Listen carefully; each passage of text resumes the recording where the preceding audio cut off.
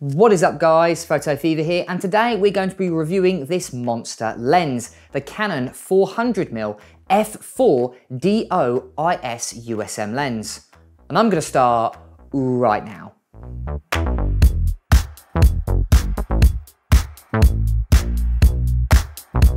So this is quite a unique lens by Canon. It uses a special diffractive optics. That's what the DO stands for in the name. And you can tell a DO lens because instead of having it a red ring, it has a green ring. But are they any good? Traditionally, DO lenses used to be incredibly soft. But with this new Mark II version, is it any good and is it worth a spot in your camera bag? Well, there's only one way to find out.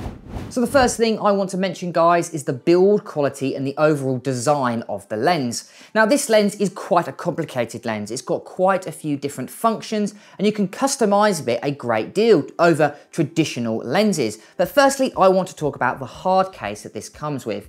Now, very large super telephoto lenses by Canon traditionally come in a hard case, and this lens is no exception. It comes in this very, very strong, very, very rugged, waterproof, but it's also a lockable hard case. Now this is really good if you want to bring it on a plane or if you're ever taking it abroad because you know it's going to be safe. And overall, it's actually a really, really good design. Now, if you buy any of the new RF super telephoto lenses, they come in this very soft pouch, which I think is designed to be a little bit lighter because, granting you, these are quite heavy hard cases. But overall, I think this hard case is definitely worth the money when you think how expensive this lens is. So let's go and have a look at the lens here. Now this lens is definitely quite a large lens. Now what's great about this lens is it's got a full metal construction, but to be honest, you don't expect anything different from a super telephoto lens. All Canon super telephoto lenses have a full metal construction. Now if I go ahead and take the lens hood off, which is also metal, which is very, very large, it's almost the same size as the lens, to be honest with you. As you can see, this lens isn't necessarily that big, and that's to do with the diffractive optics. Now this particular lens has 18 elements in 12 groups, but what's great about the groupings of the lens's optical design is a lot of the optics are closer towards you than further away. So it means that this lens feels a lot lighter than a traditional 400mm. Now as you can see here, there is a whole range of buttons on the side here. So if we start off closest towards you, if we've got here, you've got your autofocus to manual focus button. You've also got a switch in the middle for power zooming. This is just traditionally designed for the video side of things. Then you've got your focus limiter switch on the bottom here. Now, because these are super telephoto lenses, they've got a very large throw between the minimum and maximum focus distance. This can help you just make it a little bit quicker if you're, for instance, always focusing further away or closer towards you. Then you've got these buttons here. Now you've got your focus stabilization mode on the top. This particular one has 3 different modes. So you've got mode 1, which is just your traditional. Then you've got mode 2, which is horizontal panning. And then you've got mode 3, which is vertical panning. So if you're panning left to right, you'd want it in mode 3. If you're panning up and down, you want it in mode 2. Or if you're just using it every day, then you'd use it in mode 1. Then you've got obviously your stabilization, so you can turn it off and on. But what's specific about this lens and what I really like about this lens is it's actually got a focus preset. So what you can do is you can focus it to a particular distance, so let's say 10 meters, and then you can go ahead and press the set button. Every time you move the little lever here on the side here, which is called your playback button, what it will do is it will automatically focus back to that distance. And you can change that at any time by using the set button. So you can see this lens is really, really customizable. And I've got to admit, it is built like a brick. If you're planning on wanting to use it, take it to, let's say, Everest, then this lens is absolutely going to be perfect for you. You can't get much better the build quality side of things than this lens. All the way from the hard case to the full metal lens hood, this lens is absolutely insane when it comes to build quality. So overall, I'm going to be giving it a 10 out of 10. So next, I want to talk about the image quality of this lens. Now, traditional DO lenses used to suffer from really bad softness, all the way from the center all the way to the corners, especially the 70-300 DO and the older Mark I version. They suffered really badly from very, very low contrast and almost like a ghosty look, especially in low light conditions. And this is just due to how the diffractive optic elements work. Unlike traditional elements, they're made out of smaller pieces of glass, which are designed to be a lot smaller and a lot lighter. And Canon weren't able to get the best image quality out of it. Now obviously you are choosing it for the size and weight, but the image quality is just as important. So how well does this lens fare up? Well, from the get-go, from the specs, it does look quite promising. It's got 9 rounded bladed aperture diaphragm, which means it's really good for creating a nice smooth outer focus areas, but it's also quite good because it's got an f4 aperture for a lens of this size. If you're thinking, if you compare it to, let's say, the 400mm f2.8, this is so much lighter and so much smaller. So it's better if you're planning on maybe wanting to take it in the great outdoors, but you don't want to necessarily bring a massive case with you. Now the minimum focus distance is where this lens is let down slightly. It is quite limiting of just 3.3 meters, but that isn't necessarily what this lens is designed for. It's more for taking photos of incredibly far distant objects. So what I did is I took it over to Woburn. Now the deers at this moment in time are rutting, which means you can get some great action shots. So let me show a few sample images I took. So I headed out to Woburn at around about dusk time. So this is just before sunset. Now this is where this lens truly comes into its own because of the f4 aperture. You wouldn't be able to necessarily rely on a zoom lens unless you had a very good camera with very good ISO capabilities. Now I used the Canon EOS R5 in this regard, which is a higher resolution camera with not the best quality ISO. So I didn't necessarily shoot too high, but I thought the f4 aperture was just enough to get by. Now what I really like about the 400mm focal length is you can get close enough to your subjects without being too close. Obviously, you don't want to get too close to rutting deer because those antlers are very big and very sharp and you don't want to get stabbed. So I thought the 400mm gave me just enough distance to not be too close, but close enough to get absolutely stunning shots. And then the last few shots here are the ones that I took around sunset, and I was unbelievably impressed by the quality of these images. So let's have a look a little bit more scientifically at how sharp this lens is by looking at some of the graph images. So firstly, let's go and have a look at this lens wide open at 400mm at f4. Now if you go ahead and zoom in, this is a lot sharper than the traditional DO lens, the Mark I version. So this is a big upgrade. And if we go have a look into the corners, I must say they aren't as sharp as the center, but they certainly are a lot better than the traditional Mark I. Now if we go ahead and step down to f5.6, you'll notice the corners are considerably brighter, but the corners are also sharper as well, almost as sharp as the center.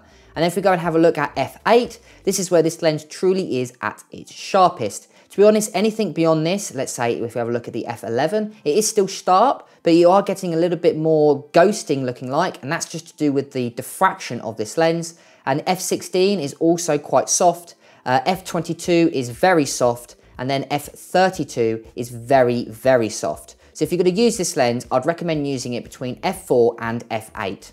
So let's go and have a look at distortion and vignetting. Now this is a good mark from this lens, 400mm at f4, there is almost no barrel or pincushion distortion to be seen. There is an ever so slight amount of pincushion distortion, but it's so minor you can barely notice it even at a graph image. Now the vignetting is a little bit more noticeable, but it is still very good for wide open shooting. If we go ahead and step down to f5.6, you can see we can push that vignetting all the way to the corners. And then if we have a look at the f8 shot, you can see there is no vignetting at all. And it's the same for f11, the same for f16, the same for f22, and the same for f32. So overall, this lens scored really high in distortion and vignetting. So overall, I thought this lens scored incredibly high in my tests. I thought the sample images were absolutely pin sharp. I was really impressed by the autofocus of this lens, but I also thought it is a lot better than the previous generation. I thought this lens was a lot sharper, although the corners were still not to my desire, especially for a lens of this price point. But I thought the overall sharpness, especially compared to the older 400mm Mark I, was so much better. And to think you're getting a 400mm focal length from a lens of this size. Yes, it is a very big lens, but compared to the 400mm 2.8, this is almost half the weight and also half the size. So this is a really, really good lens if you're planning on maybe wanting to use it for more of a walk around lens. Grant you, it is still big, but it is so much smaller than the equivalent lenses on the market.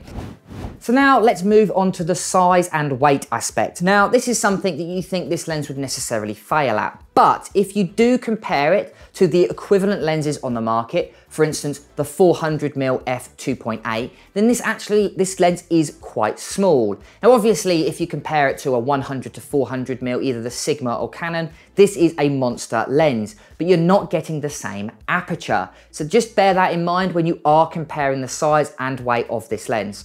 So let's have a look at the weight of this lens first. So the 400mm f4, this very lens here, comes in at 2.1 kilos, which if you think is almost half the weight of the 2.8.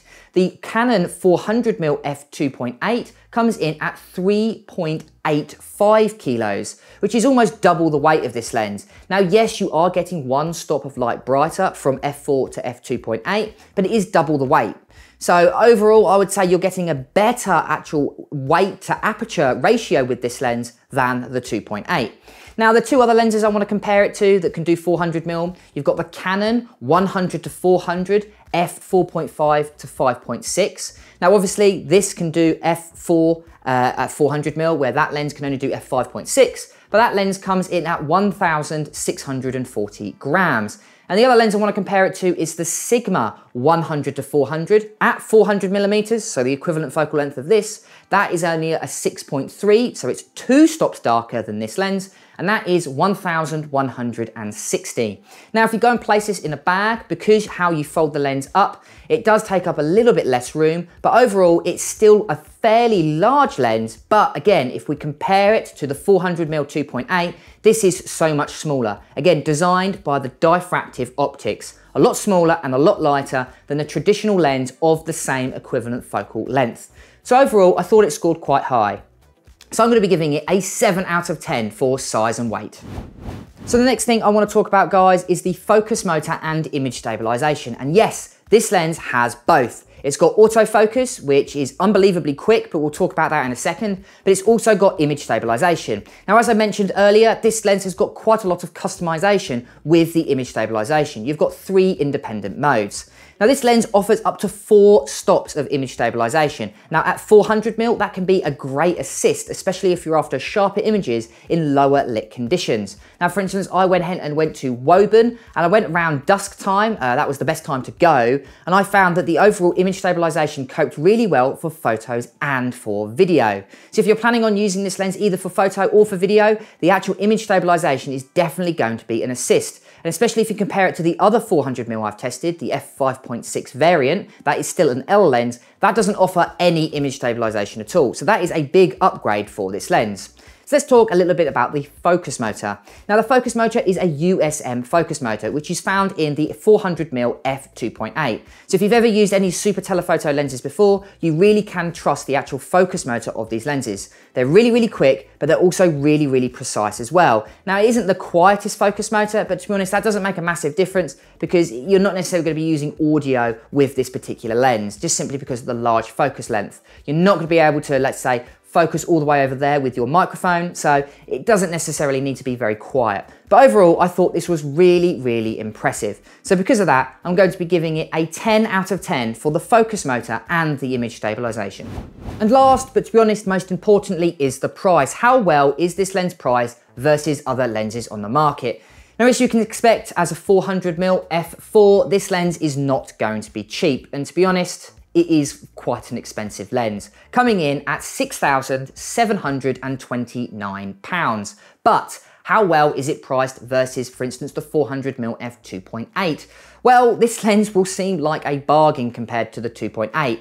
The 2.8 comes in at a whopping £12,129, by far one of the most expensive prime lenses that you can buy from Canon. But let's say we compare it to, let's say, the 100 to 400mm Canon or the Sigma 100 to 400mm. Well, even then, this lens is still fairly reasonably priced, thinking about being an f4 prime lens. The Canon 100 to 400mm comes in at £2,200. £279. And then the Sigma lens, being by far the cheapest on the list today, comes in at £699. Now obviously you can't necessarily compare it to the Sigma or Canon zoom lenses. This is a all-out 400mm f4. If we compare it to the Sigma lens, that's 2 stops darker at 400mm, only offering a 6.3 aperture. And obviously the sharpness of this lens is going to be way sharper than any zoom lens of equivalent focal length. And you're actually getting a really good image stabilization as well to boot. Now I'm going to be marking it on 2. So I'm going to be marking it on the brand new price. So I'm going to be marking it at the £6,729. So I'm only going to be giving it a 3 out of 10. But because you can get this lens second hand and you can get it for really good value for money if you're second hand, then you can actually mark this up to around about a 5 out of 10. But it's still quite an expensive lens, even if we compare it to the very expensive 400mm or the slightly cheaper zoom lenses that are on the market. So let's move on to the pros and cons in this lens and really work out, is this lens worth a spot in your camera bag? So firstly, let's go and have a look at the pros of this lens. So the first thing to really think about is the build quality. This has absolutely amazing build quality. And you're after a really rugged, dependable lens, this lens is definitely worth looking at.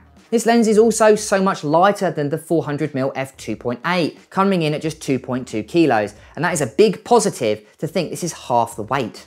This lens has also got quite a bright aperture, especially if we compare it to any zoom lenses. Just f4, where if we compare it to the Sigma, that's 2 stops darker at f6.3. This lens is also unbelievably customizable. With 3 different image stabilization modes and a focus preset switch, it is really handy for different types of photographers. And then lastly, although it's a bit of an interesting point, this is a lot cheaper than the 2.8. Yes, it's still expensive, but it's nowhere near £12,000. So as you can see, there are a lot of positives to this lens, but let's have a look at a few of the negatives to really round this lens out. So the first thing to mention, it isn't as sharp as the f2.8.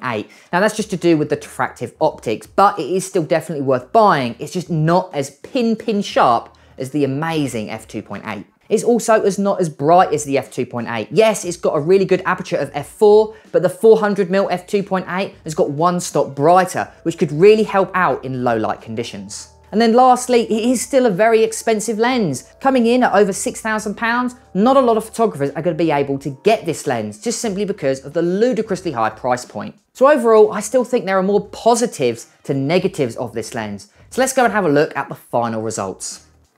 So overall, I think this lens scored quite high. I thought the image quality was really good, the build quality was amazing, and if we compare it to the 2.8, the size and weight is still really good. Now obviously, if you compare it to a zoom lens, this is actually going to blow it out the water by image quality, but it is still going to be a very large lens. And the only thing that really let itself down was how expensive this lens is. Although you can get better value for money lenses if you go and have a look at the second-hand market. So overall, if we compare it to, let's say we have a look at the brand new price, this is a 39 out of 50 lens, which is a recommended lens. But if you get this lens in a really good price secondhand, I'm going to mark it up to around a 41 out of 50, which is a really good lens. And I highly recommend buying this lens or even renting this lens if you're thinking about doing it. Because of how expensive this lens is definitely worth renting it, especially if you're using it for wildlife or if you're using it maybe for sports or event photography. So overall, I thought this lens was an absolute dream to use, and I would love to have it in my camera bag if I could afford the ludicrously high price. Well, thank you guys for making it to the end of this video. If you want to learn more about Photoshop, Lightroom, and everything photography related, start now by subscribing and hitting the bell so you guys don't miss anything. Now, if you want to learn more about Photoshop tutorials, because I also do those as well, I've got my playlist just up here. Or if you want to have a look at some other lens reviews that I've done and see my thought on the latest lenses, I've got my latest lens review just up here. But until next time, guys, you know what to do. Keep creating.